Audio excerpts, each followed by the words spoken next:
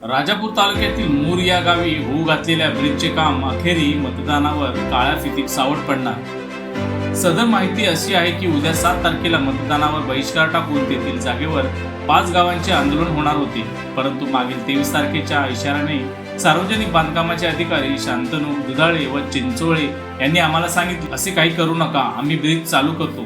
परंतु आज तगायत फक्त आणि फक्त तिथे पिचिंग करण्यात आली आहे, त्या व्यतिरिक्त काही नाही, म्हणून सदरचे 5 गावांमधून शेवटी काळी फीत लावून मतदान करायचे ठरवले आहे। ब्रिजकडे प्रशासन लक्ष देत आहे का? आमदार खासदार आता अखेरीस पावसाळ्याचे दिवस आले तरी तो पूल तयार नाही आणि काही अधिकारी पण पूल होणार नाही असे बोलले जात आहे, तरी त्या गावात जाण्यासाठी दुसरा मार्ग सुद्धा नाही। अशा उद्या शाळा चालू झाली, मुलांचं पाचले येथे येणाऱ्या जाणाऱ्या लोकांची काय होणार ते प्रशासनाला झाकल्या डोळ्यांनी पाहावं लागणार आहे। हे जे काय करून राजेश सावंत यांनी ठेवले आहे त्याकडे कुणी पाहावं व कुणी काय करावं अशी परिस्थिती झाली आहे। याचं जिवंत उदाहरण मूरमध्ये येणाऱ्या पावसाळ्यात पाहायला मिळेल। लोकनिर्माण चॅनलकरिता कॅमेरामॅन अंकुश पोटलेसह सुनील जठार। चला पाहाल लोकनिर्माण न्यूज मूर ब्रिजची। हा ब्रिज ऑक्टोबर 2023 साली वर्क ऑर्डर होऊन हा चालू झालेला आहे आणि राजेश सावंत या कॉन्ट्रॅक्टरच्या हाती गेलेला आहे। तरी 6 जानेवारी 2024ला हा ब्रिज यांनी चालू केला। आज तगायत हा ब्रिज त्याची परिस्थिती काय आहे ती पहा।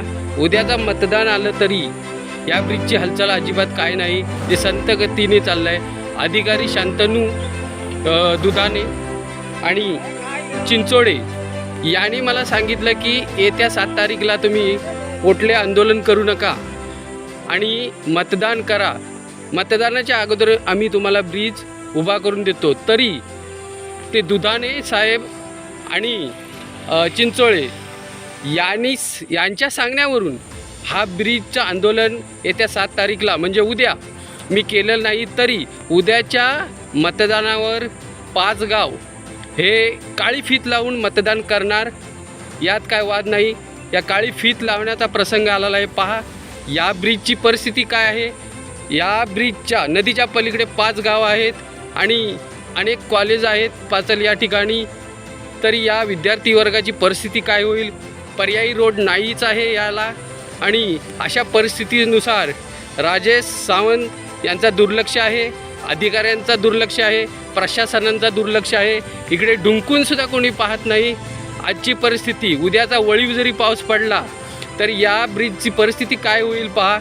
या ब्रिजला फक्त सेंटरिंग ज्याला आपण पिचिंग म्हणतो ते फक्त पिचिंग 23 तारीखपासून आजच्या 6 तारीखपर्यंत त्याने पिचिंग फक्त टाकलेलं आहे आणि थोडीशी वाळू आणि थोडीशी खडी ही अशी कंडिशन आहे।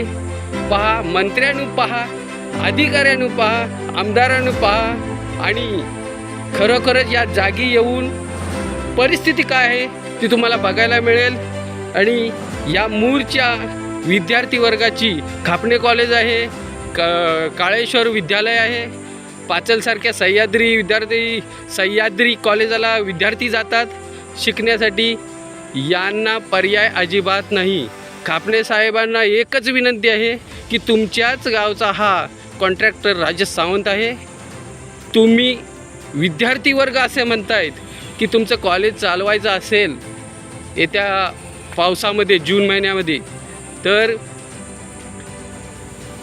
खरोखरच याकडे तुम्हीसुद्धा लक्ष द्या।